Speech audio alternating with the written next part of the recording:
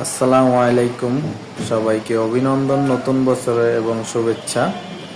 আমার অন্তরস্থল থেকে আমি সবাইকে অভিনন্দন জানাচ্ছি নতুন বছরে।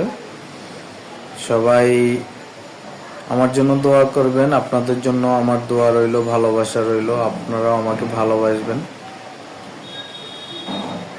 মানুষের সাথে অনেক ঝগড়া, বিপদ, মারামারি, কাটাকাটি অনেক কিছুই হয়, তবে নতুন বছর উপলক্ষে সবই ভুলে গিয়ে আমরা সবাই সবাইকে ভালোবাসবো, সবাই সবাইকে কাছে ডাকবো, ভালোবাসবো আন্তরিকভাবে। কারো প্রতি কারো হিংসা না থাকুক। আর আল্লাহ আমাদের পিছনে যা হয়েছে, যত পাপ করছি, যাই করছি না কেন, আল্লাহ যেন আমাদেরকে মাফ করে নতুন বছরে আমাদেরকে যেন নতুনভাবে আল্লাহ হেদায়েত দান করে।